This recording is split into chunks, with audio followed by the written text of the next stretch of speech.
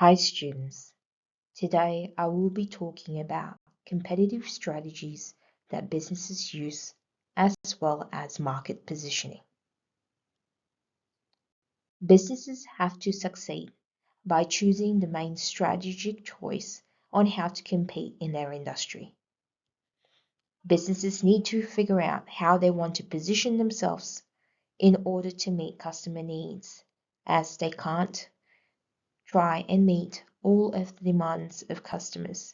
So therefore, there is always an opportunity cost by sacrificing something in order to gain rewards. Let's have a look at Michael Porter's generic strategies.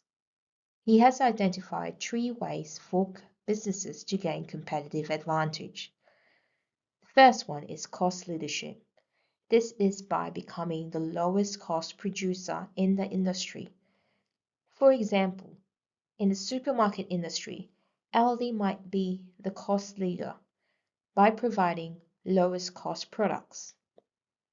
The next path is differentiation. Businesses can differentiate themselves by offering unique high-value features for a premium price. Last but not least is the focus. Businesses can look at the focus for competitive advantage by dominating a specific narrow niche market. Now, what do we mean by niche? Niche refers to a unique market. Let's have a look at Kmart. Kmart is the cost leader as it's focused on affordability rather than luxury and relies on the cost leadership strategy. It offers low prices by minimizing its profit margins in order to undercut competitors. It also sells massive quantities of its products in order to remain profitable. How does Kmart maintain low pricing? It's all about its efficiency of its supply chain and operations. For example, by sourcing directly from manufacturers and limiting the variety of brands, Kmart helps to keep costs extremely low.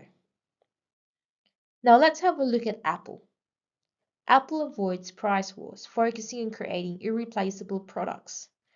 It offers a premium design as well as its ecosystem where both hardware and software are integrated together, as well as a brand identity where owning an Apple product is a status symbol. This is where Apple has taken up differentiation.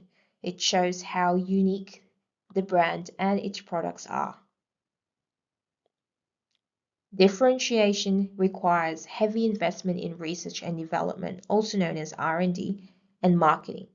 This is because you are not just selling a tool or a product, you are selling an experience.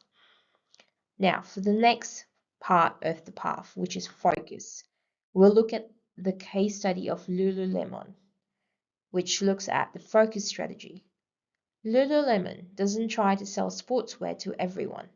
They started by looking at the specific niche market, which is premium yoga and activewear. By focusing on a specific lifestyle and community, they built intense brand loyalty before expanding into other areas. Innovation is useful if it fits your strategy. If Kmart spends lots of money on luxury leather packaging, they would fail their cost-conscious customers that are looking at low prices. Apple innovates its products based on features and status, and whereas Kmart innovates on logistics and cost cutting. Now, businesses could be stuck in a danger zone as they are starting up in the industry. This happens when it tries to do both low cost and high quality at the same time. It is very risky because the business loses the efficiency of cost leaders, but it does not have the uniqueness of differentiators. Many mid-tier stores have struggled because they are more expensive than Kmart or Target, but lack the luxury appeal of David Jones or Myer. Now, marketers, they use perceptual maps to see where they sit in the market compared to the rivals. This helps to identify gaps in the market.